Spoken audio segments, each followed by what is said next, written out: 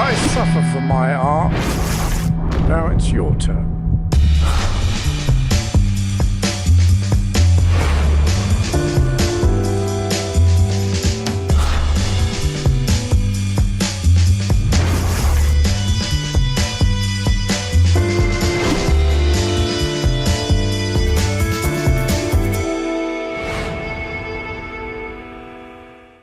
Hey, Doug.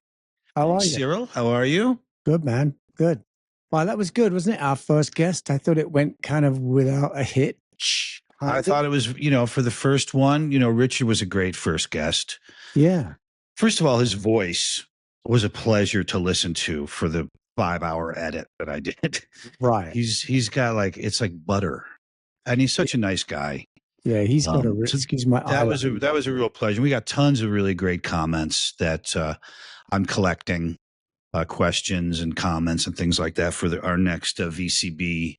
It's a lot of work, isn't it? Suddenly, when we have a guest, it is a lot of work, but it's worth it. It's nice. I mean, it's nice to talk to you and just do our ridiculous thing. But when you have the quality of guests like we're getting, which we're really lucky to get, and I attribute that to you, actually.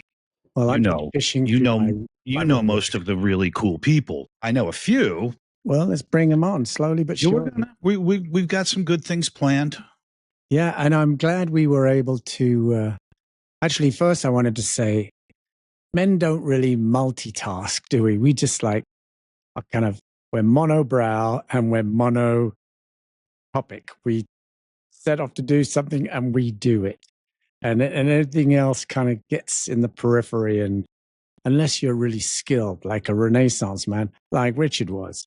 But occasionally you get a woman that can remind you of what multitasking is. And that is the case, I think, with the guest that we interviewed a couple of days ago, my good friend Meghan Buchanan, who is a rocket scientist.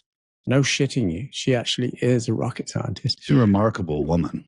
Yeah. She climbs mountains and she has the time to sort of do after dinner speeches and runs her charity and is very motivating. So I was really interested to catch up with her. What about you? I didn't know much about her until you told me about her, and I looked her up, and I was just like, geez, I feel like a real underachiever here. I mean, talk about an overachiever, and also the things that she's had to overcome to get where she is, which we'll get into in the interview and the episode. She really is an inspiration and a really cool person, and and fun to look at too. Yeah, she's very pleasant.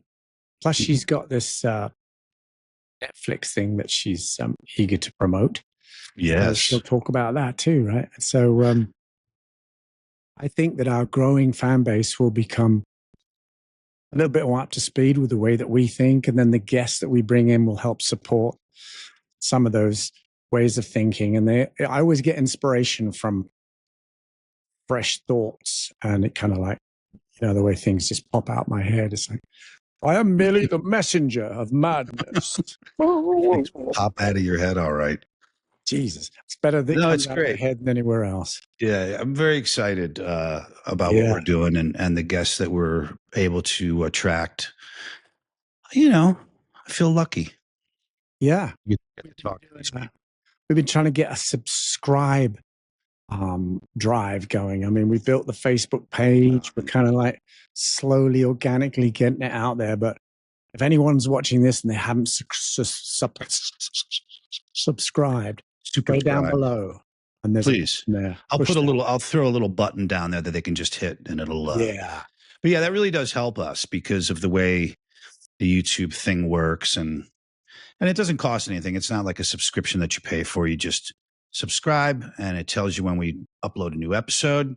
Yeah, and that would be great. Yeah, and you're busy this week too, right? You've got the full week of mixing shows. Have you started your mixing schedule yet? I'm going to be mixing. I have to mix your new track. Yeah, that you sent me yesterday, and then I will be mixing 6 live shows this week for the Rat Pack is back in Las Vegas. Wow. Yeah, what are you up to this week? Anything good? Me, I'm just I've been building up tracks, and I've been sort of writing lyrics in absentia, you know, in sort of my own mind. And now is the moment where they kind of come together, where the pain and the pleasure bond. And I'll see what happens, because generally what happens, it's a train wreck. I'll get through the first verse to the first chorus and go, where's my lyrical bent here? And I'll get more ideas and scratch. Take the dogs for a walk in that beautiful area of Santa Cruz, and yeah, that's it. You know, the ideas will flow. It's become a scratch and sniff exercise. You know, I scratch out on paper and then I sniff and I kind of go, God, am I this miserable? Oh, maybe this. I hope Facebook and Instagram don't ever become scratches. And if imagine that. Ooh. They could figure that technology out, what you'd be dealing with. Yeah, well, whenever I'm on Facebook, I kind of always, back of my mind, I kind of think, you remember MySpace? Yeah, I do. I don't know that I ever had one in a serious way. Did you? No, we had a big an inception where we had a guy who was sort of managing it for us. And it was in our interim period before we came back strong in that period that Richard was talking about, the new summer of our careers. There was a little blip where we were kind of, I don't know where I was. I just moved to France and we hadn't got new management yet. And somebody was running our MySpace page for us and actually answering on my behalf. Oh, gosh. And then I was at a gig. How was that? And this young guy was talking to me. And I was like, what? I've never spoken to you in my life. And he was so distraught. Oh. It wasn't actually me. And I was distraught. I was like, who's been, that's, you know, that's super cool. So needless to say, that person was great. And that was probably the momentum to get us started. I was thinking, fuck, we've got to get serious about this again. People actually are hanging on what we do.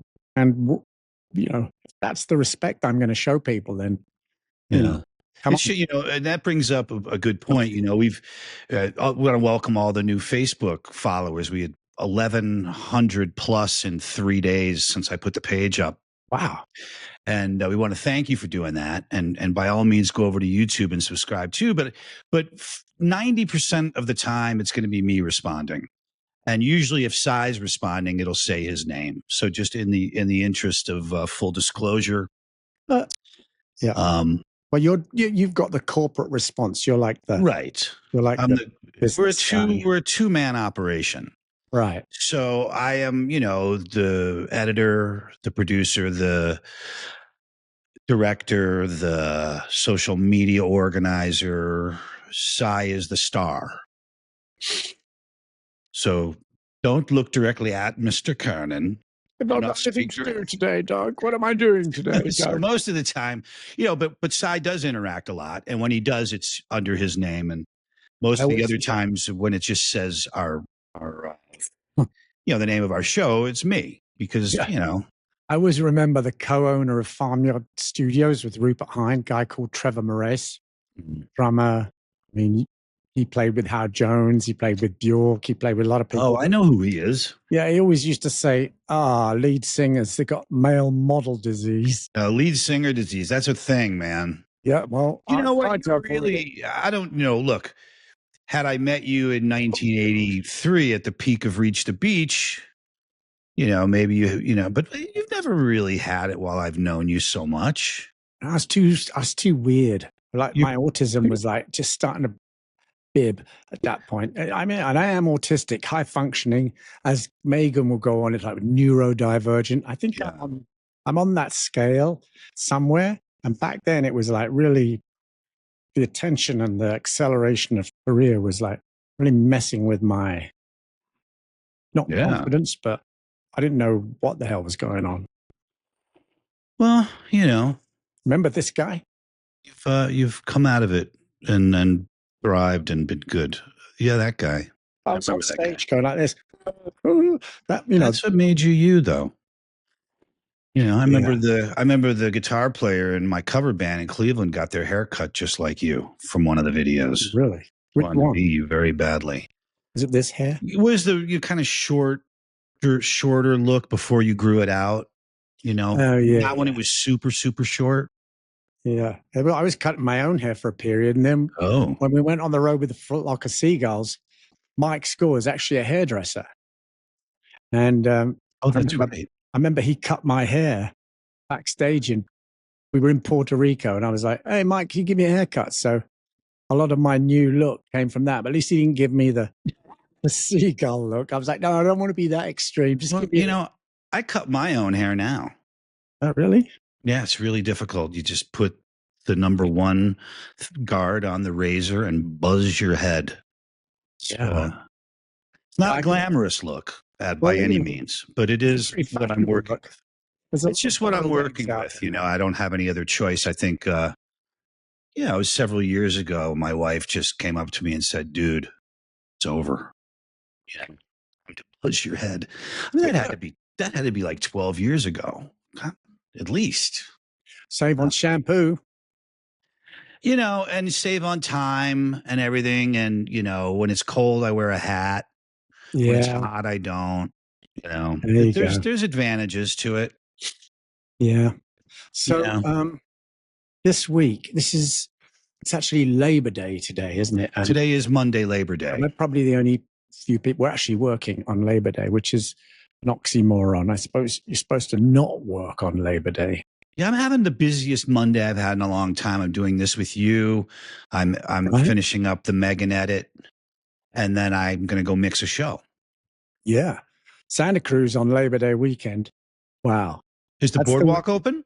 Yeah, boardwalk's open. Everything is open but packed. There's lines coming out of every restaurant. Diner. Oh, wow. So this is the week we kind of just avoid the sort of crowds, and maybe Tuesday, Wednesday we venture out. I'm excited because this week is Tessie, our little new pup. Her vaccines have just kicked in where she's actually allowed out into the world. Oh, so you have to kind of quarantine her or something? Yeah, she hasn't really been out. She's been to visit dogs in the family that are vaccinated. You can do that, but within confine of another house and backyard. Right. And so now I'm going to be taking them both to the beach for the first time. So that's going to be a kicker this week. Oh, that's great. Yeah, Vegas is insane. Friday night, I was driving down Tropicana, kind of by the airport, and the line of Ubers to get to the airport to bring holiday revelers into town was backed up for miles. I can't even imagine how long people had to wait for an Uber. Yeah. On Friday night. But it's a big weekend here. That's why I try to stay away. But luckily where I mix the show is it's a little bit off strip at the Tuscany. It's a really pleasant environment, and you can sneak in the back way without actually being on the strip. But it's chaos this weekend. Can you imagine a world with no Uber? How quickly that changed the way that we live. Jesus, that's pretty new for you and I. I mean, in New York, there was no such thing. Yeah. I mean, even in LA, when I was there, I mean, it's really a pretty new phenomenon.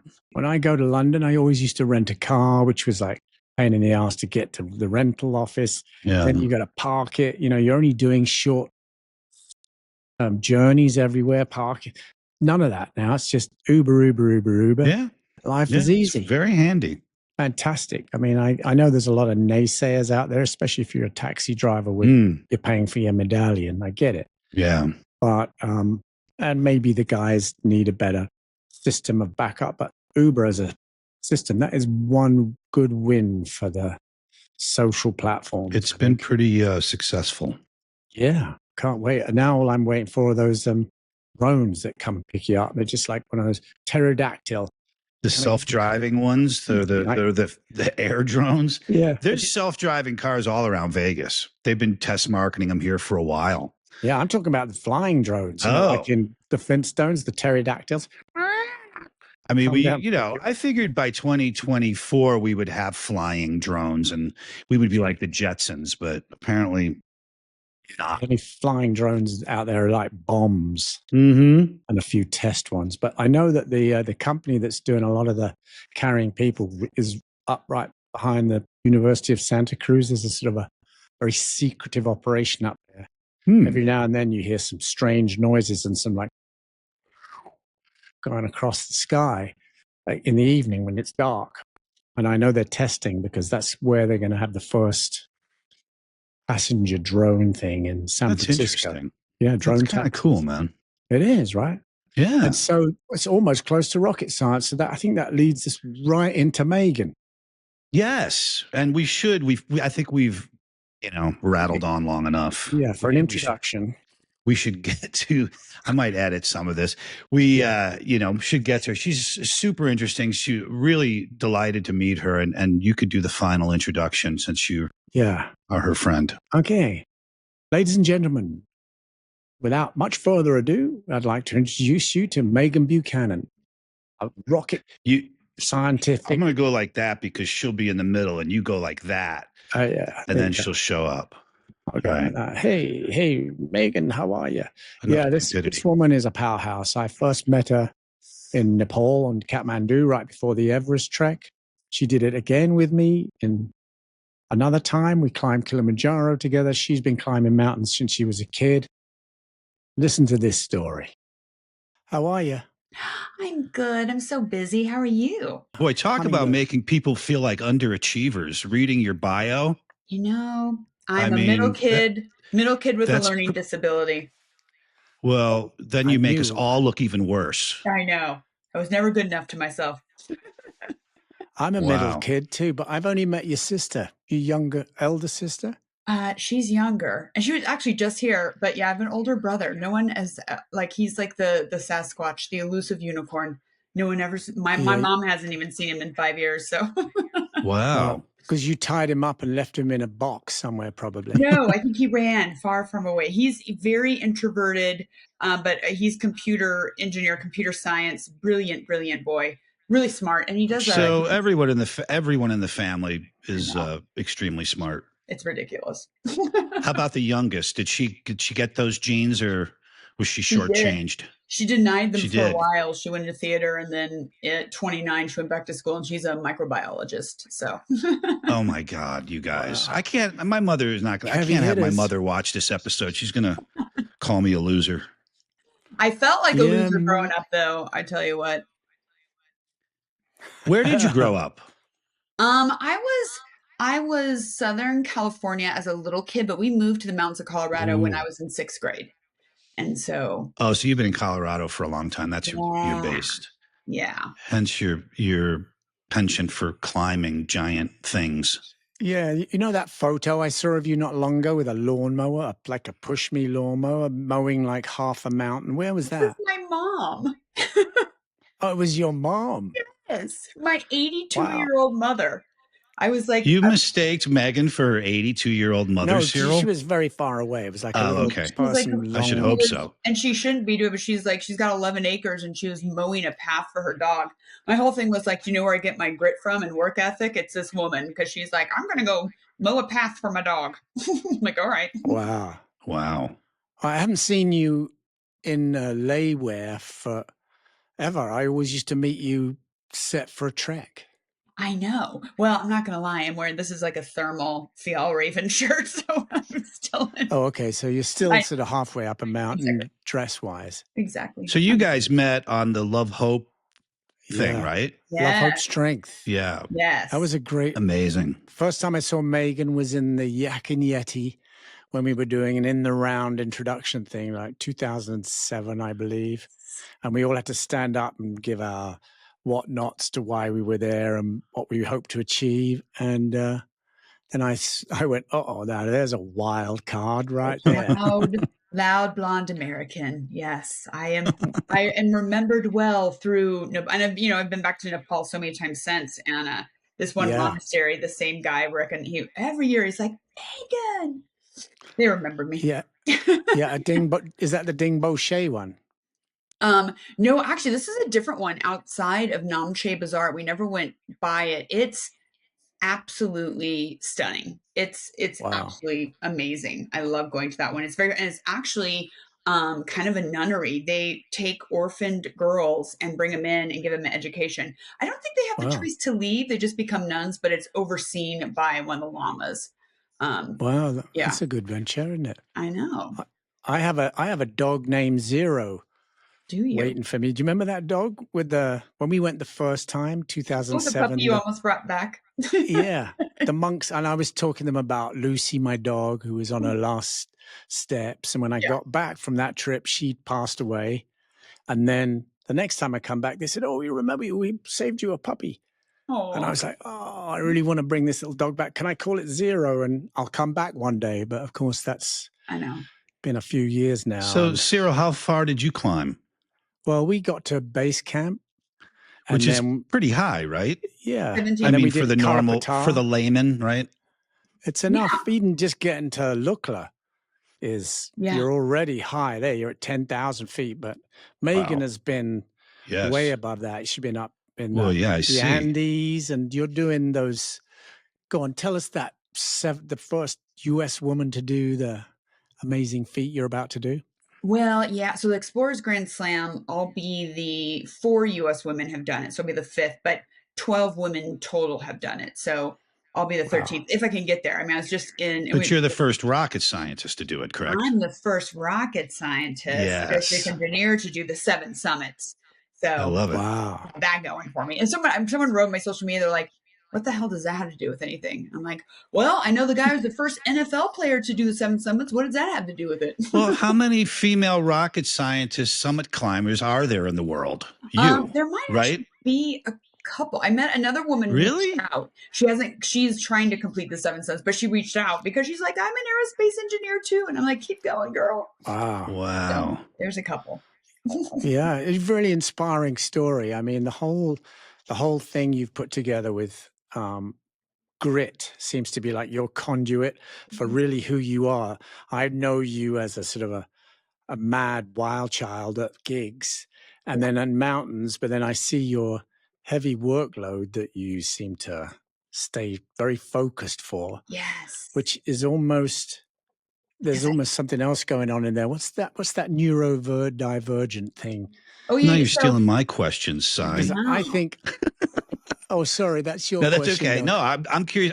I looked it up. I've heard the term. Yeah. But I'm not. I don't think many people are super familiar exactly with what it is. Kind of the new phrasing or bucket now to throw all sorts of different learning differences into. So it's everything. That's what I understand. Yeah. Dyslexia, ADHD, auditory processing disorder, Asperger's, autism, any spectrum type stuff. And it is just, they still refer to it as learning disabilities, which, it is, but I like to refer to it as learning difference.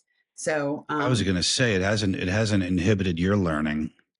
It maybe it has and you had to overcome it. Oh, it was really tough. I was just very stubborn and wanted it so bad. I used to, part of my journey too of helping other people push through their goals is really revisiting my own, because what I realized, we all have something. You don't have to be a learning difference, or we all have something that we had to overcome as children, through life, whatever it is, and we create a narrative. And it's a lie we tell ourselves so we can just keep moving forward and pretend we're normal.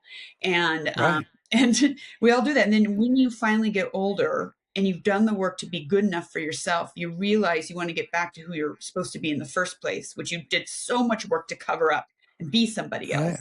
Yeah. And so I realized how difficult it really was, but we kind of lie to ourselves to convince ourselves it's not, and we can just keep moving forward. But no, and I was so embarrassed to be dyslexic. I never wanted anyone to know, because I was judged in engineering, so I'd hide it in my career.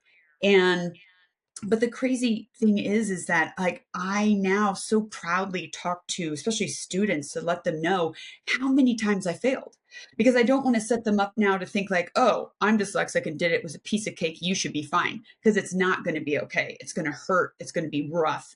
It's going to be so difficult. But knowing that ahead of time, I just wanted to let them know you can push through it. You can get to the other side. And I failed Calc 2, I failed it twice in college. I had to take it 3 times. I did an academic probation in there. Worked 2 minimum wage jobs. I was like, I'd like to go back and finish this degree. So I finally got like accommodation and help at the university. And then I was able to get through. And then Yeah. And then have, still an engineer. They haven't kicked me out. Apparently I'm doing something right. Apparently. Great. I think a huge part of success is failure. Yeah. I mean, Well, it is. It really is. It's not just a competition with the outside world. It's a competition with what's going on within. Hmm. And hearing you say to become the person you were always meant to be, I mean, that definitely resonates with me, because as a kid, I was always dodging the standardized tests that were supposed to judge who I was. And I was no way I was going to jump those fences. So I went out the side way. And, I scrambled through my life to sort of appear normal. But now I'm happy that I don't really class myself as normal. And I relate to people like you, because it's like high achieving. Not that I've ever achieved as much as you, but you're a real inspiration in that. It's great. But I mean, and I think that's why so many neurodivergent people end up becoming sort of entrepreneurs or doing their own thing, because they're so terrified of I had to talk my way into internships and talk my way. I used to have like minimum GPAs to get jobs at certain companies, but I like, da, da, da, da, da. I'm like, get me in the interview and I'll make it work. Like, just if I can get my foot in the door. So just with that loud, around the world, that loud American, bubbly girl, that's how I compensated to get in the door for so many things too, when I wasn't secure enough in my actual abilities.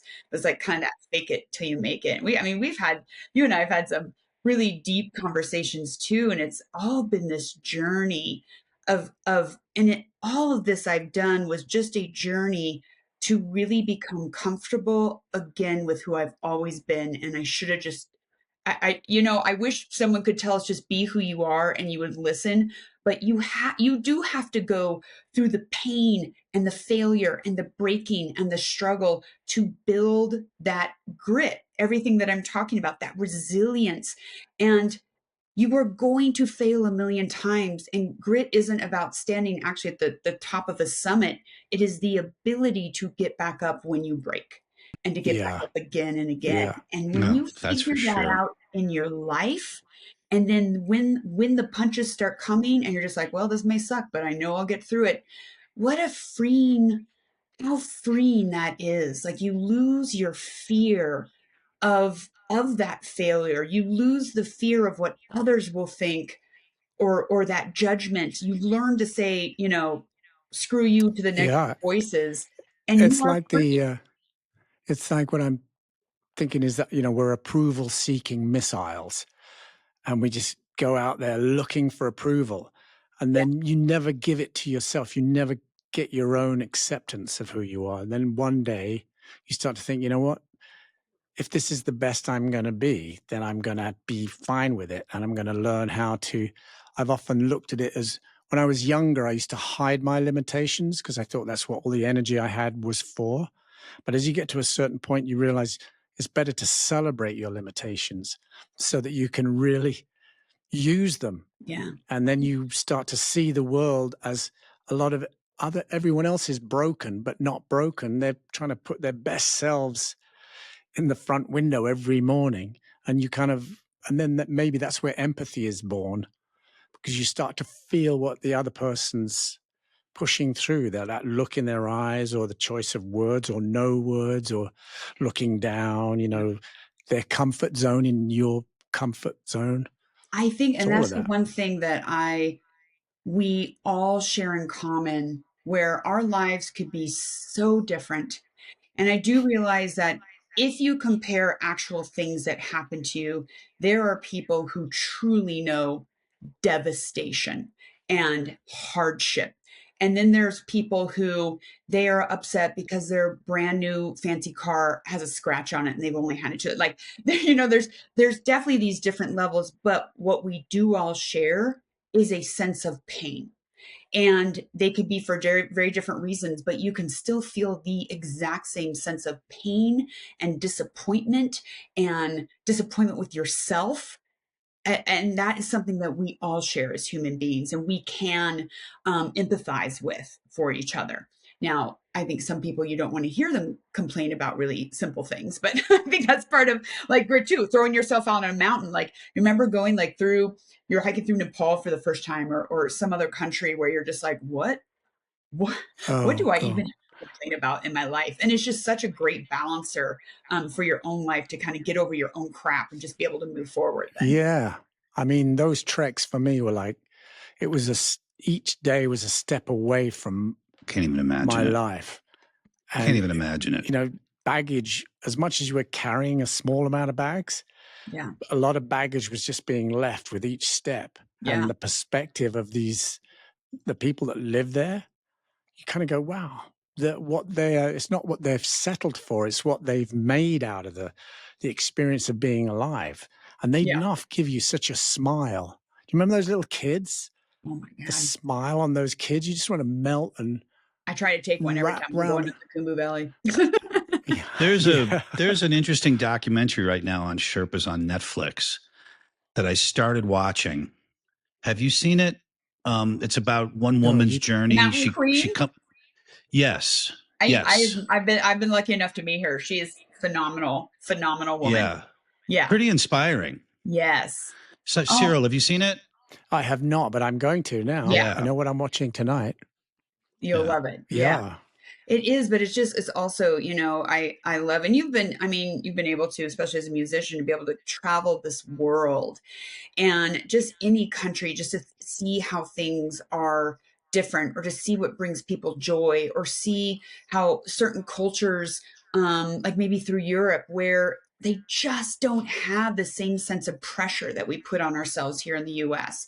They aren't as concerned about what everyone thinks. And it's just such a good teaching tool to try to bring back. And I think there's a little bit of addictiveness where a lot of these climbs that I do, I'm just addicted to what it does for my innards. Like I always say, I'm never the same woman coming out of a climb that went into it, because when you push yourself and you struggle, and all of the things in this regular world that is pressure just melts off, because literally all you have to do is worry about taking care of yourself and survival. It transforms you and balances you. And I am addicted to that feeling and that balancing and just being purely me. And the more you do it and the more you really focus on it, it's easier to stay in that frame of mind when you come back to such a busy world. And have you ever had a scary, I'm sure you've had several scary moments on those climbs, but something that was particularly life-threatening and scary? Sure. I mean, we have all sorts of fun stuff. Like literally the Khumbu icefall is extremely dangerous, because the Khumbu icefall is moving, like a foot an hour or whatever it is, or 3 feet a day. You hear it in the night cracking and cricking. It's like steel cables going. Yeah. You get used to that noise of either rock slide or ice slide in the beginning, and then you just start to sleep through it, and you're like, well, hope it doesn't hit camp. But when you're actually in the ice fall and it's happening, it's very interesting, because I can remember in 2022 we heard it was very close, and then there all of a sudden there was a puff of sort of snow that came over a little ridge at us, and Naren, my guide, was just like, move faster. I was like, yeah, let's move faster. But there's a lot of stuff that can happen, that is a lot of flights in some crazy weather, that you start, right.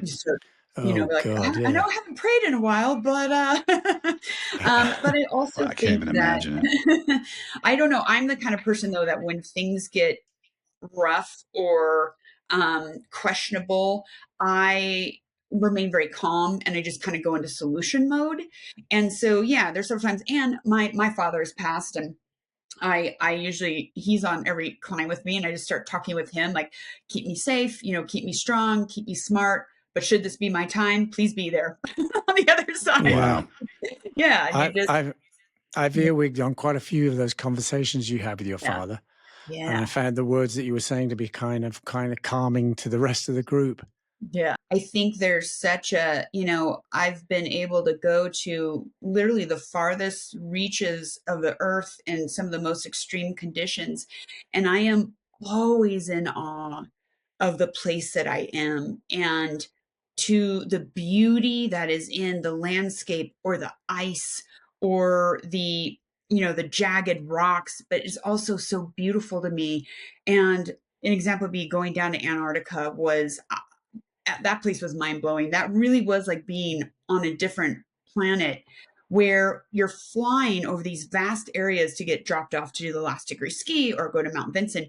But you're flying over just these glaciers and ice caps where I look down and I think no human being or animal has been there, there, there, there, there, there.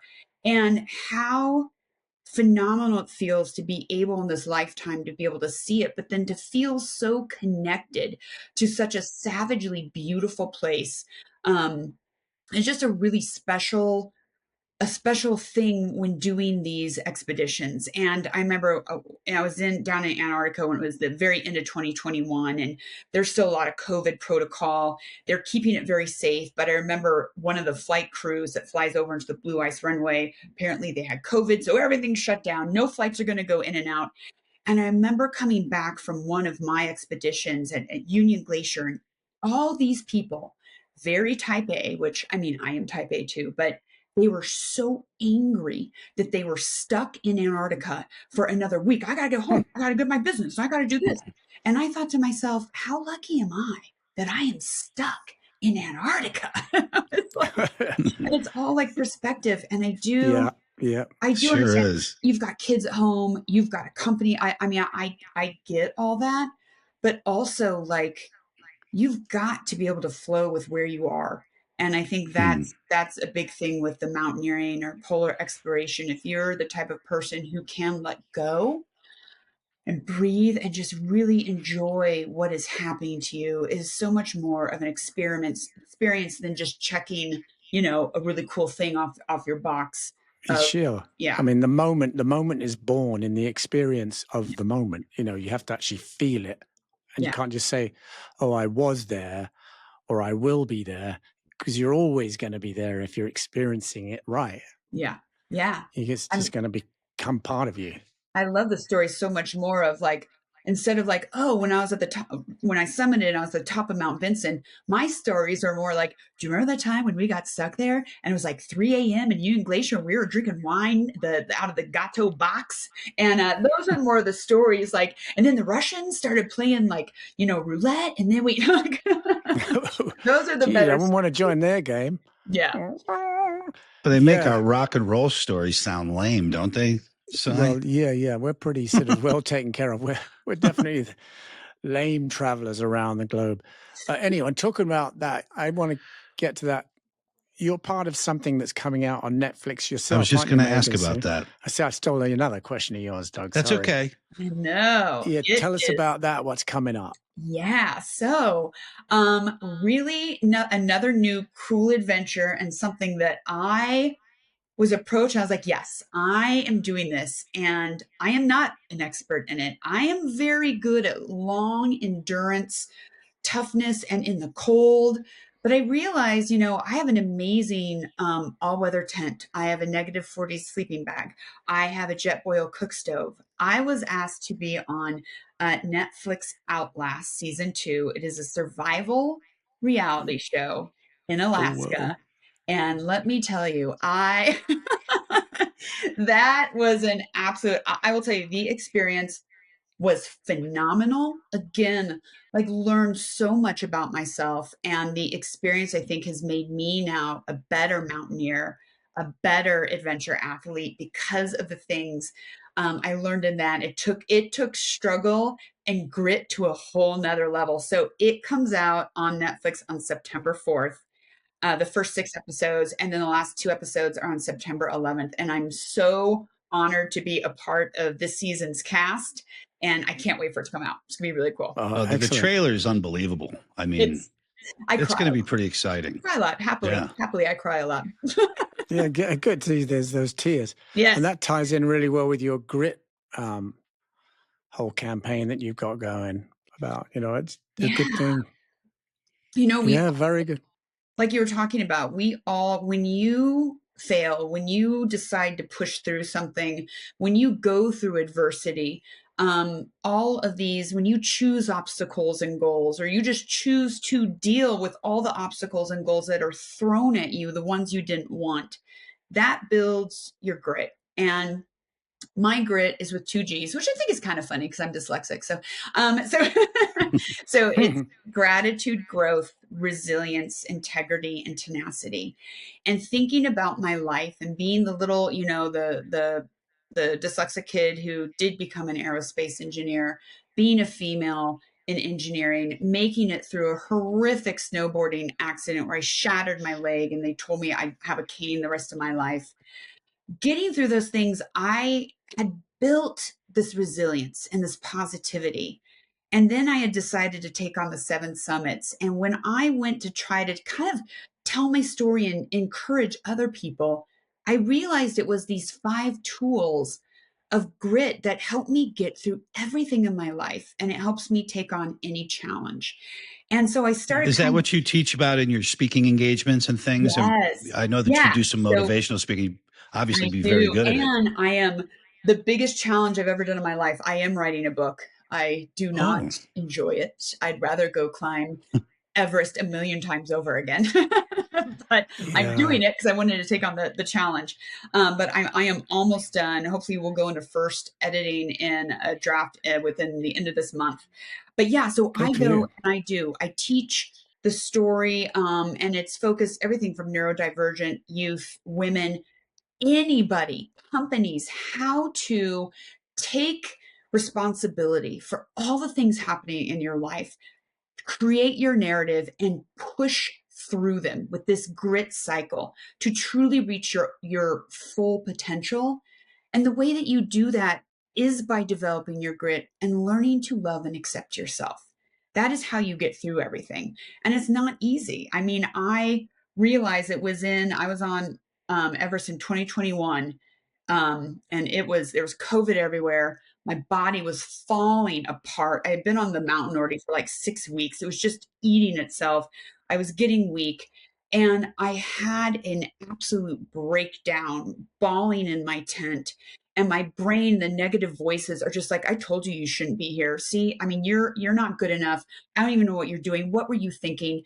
And the other side of my brain, I was trying to think of like, well, should I climb Lhotse that's right next to Everest too? Because other people are doing that. And if you were good enough, and then finally my own voice, my grit voice just yelled at me. And I was like, Megan, shut the F up. And it's like, I had never heard this voice so strong. And it was literally like, if you are not good enough for yourself at this point, you are an aerospace engineer. You are literally climbing Mount Everest. If you are not good enough for yourself, I don't know how to help you anymore. And I'm done. So you need to choose right now. You need to choose to love yourself and be good enough, or I'm gone. I'm not doing this. Go home. Yeah. And then I just started laughing. I was like, oh. I stopped crying. I was like, I guess today's the day I'm going to be good enough for myself.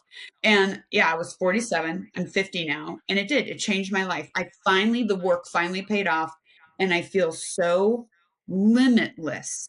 I do not fear the failing. I do not fear something don't working out. You still have those voices every day. And that's important for people to know that the little voice will try to come in, but I'm just really good at telling it to F off. And I do it anyway. And that is everything I'm trying to teach with grit. You have it within you to reach your full potential, but you reach your full potential when you reach your full heart. When you finally love yourself, the same pressure of what you think you have to do to be good enough completely changes. So everything you're doing is good enough. And it's such a beautiful gift I finally gave myself. Lovely. It's really inspiring. So can I jump in again quickly? Because I've just got this. I'm sorry. Yes, I talk so much.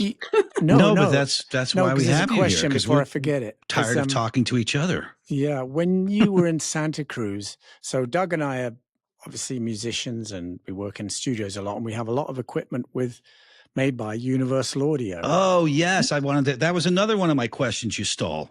Sorry. And I remember you were working with them in some capacity or for. Oh gosh. You remember that? I totally remember that. I took a break from aerospace. It was actually after I shattered my leg, and I actually couldn't even go to work for 3 months. And then my job was moving from Denver to Alabama. And it was another life choice where I wasn't getting better. And my doctor was like, you need to choose your rehab, getting your leg back, or and move back to Colorado. So I ended up leaving aerospace. It turns out took us a year and a half to figure it out. I was allergic to the titanium rod in my leg, which we didn't know, which was extremely painful. But it set me on a course because I took a year off, burned through my savings to try to rehab my leg. And what I ended up doing is going into software, being a project manager for software implementation out Silicon Valley. So one of my clients that I was helping implement was Universal Audio, which is so crazy.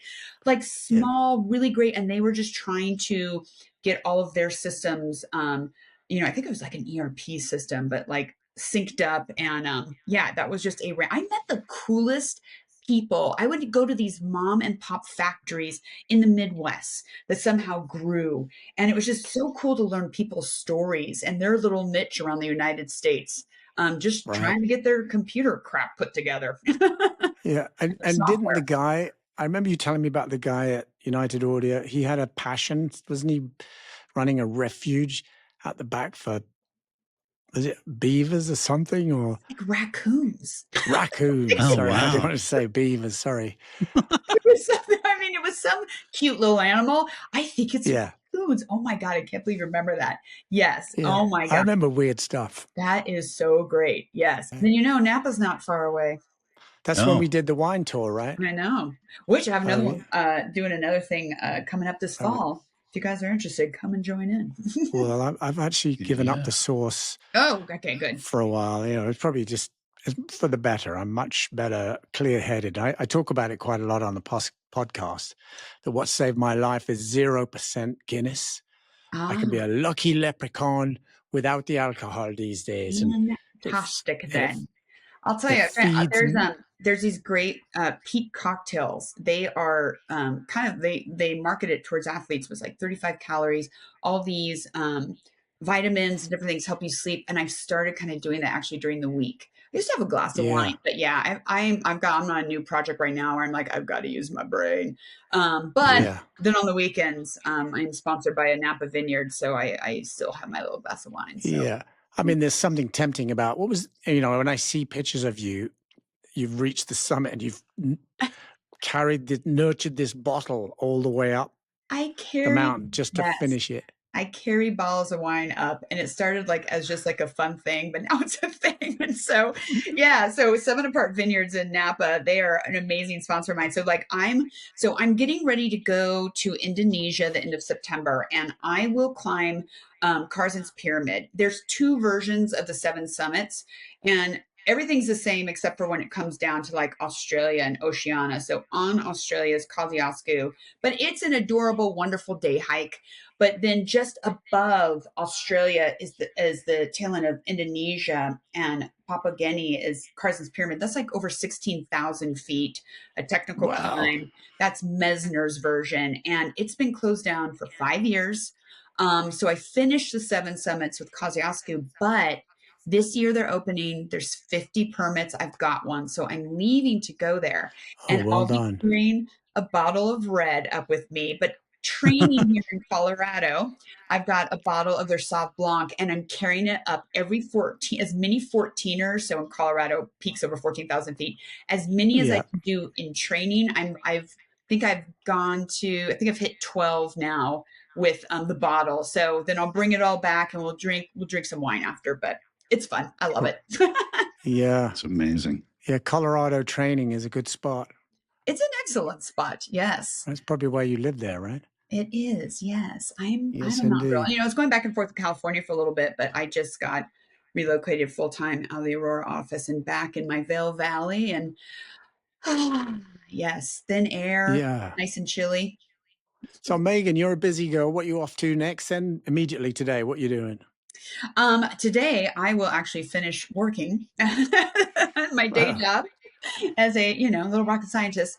And then actually to the moon, Alice, to the moon.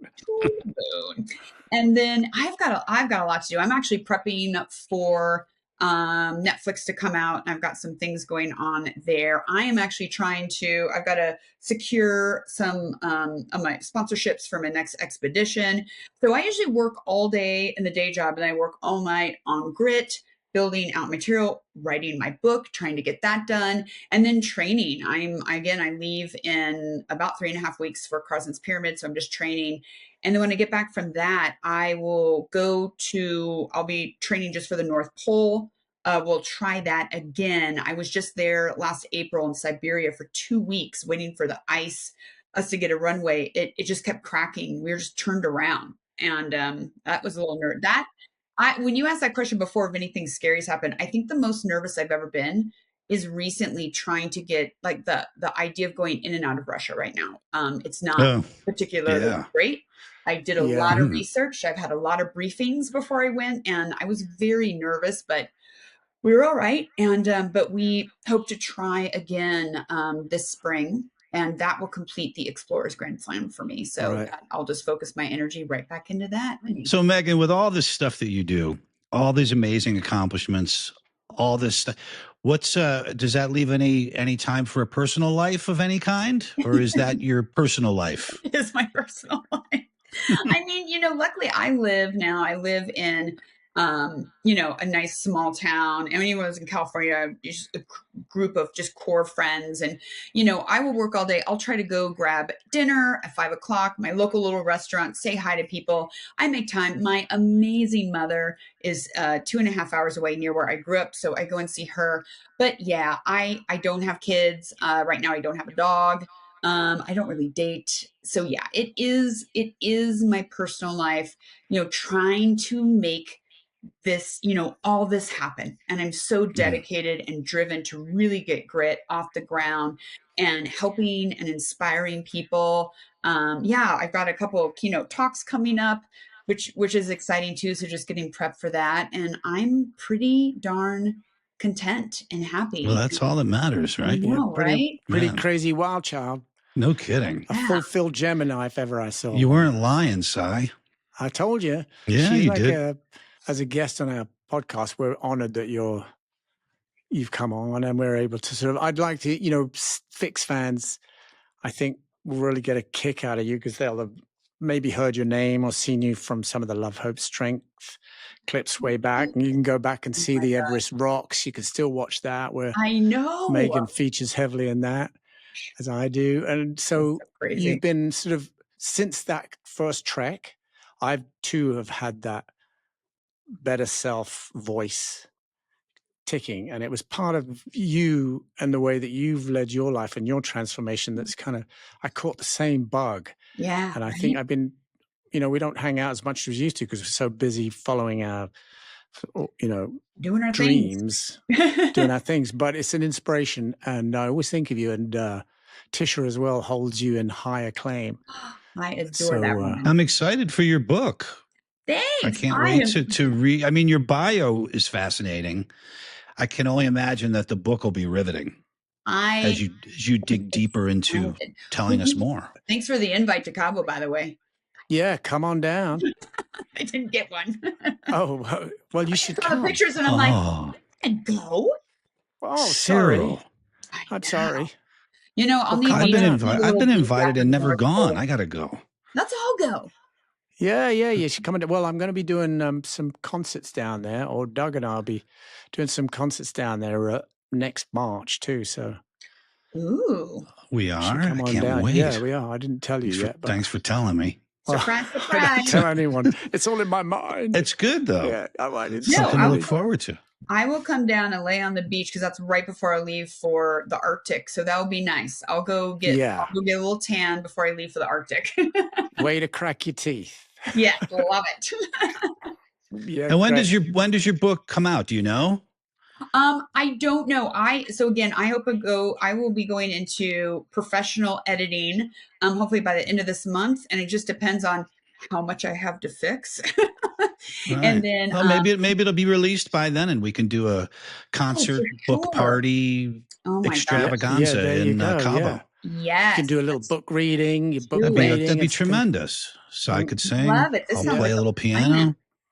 I I'm going to know. invite a few of the select Some of our people that feel besties. like coming down there. Yeah, some of the selectees down there, You and we'll know, have a laugh. Oh man, that sounds we amazing. met some really amazing people through that foundation who are today, I mean, just my best friends, the ride or dies.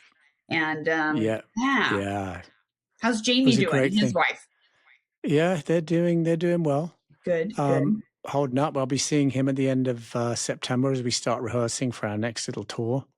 Lovely. And so we're doing well there. We'll be out and about. Looking forward to that. I'll check out the date. You know, we'll all do a meetup somewhere. Yes, we will. I Fantastic. Megan. Awesome, Megan. Thank you so much. Wonderful to see you. Lovely to see you. Thank you for having me on. I'm so honored. No, it's going to be a great thing. You'll see. The honor is all ours. That's tremendous. Not every day you meet somebody like you, Megan. It's pretty extraordinary. Thank you. You're in the early foundations of our little venture here, and we're watching it, you know, it's growing and growing organically, and we'll just keep plugging away. So keep plugging away. Yeah. Hopefully next year I'll start a podcast. I'm going to have you guys on it. There you go. Yay. That's how it goes. Love you, honey. Safe travels, darling. Love you too. Please give my Very nice to meet you, Megan. See you guys soon. Yeah. Yeah. Bye. Thank you so much. Bye. Bye-bye. No, you hang up.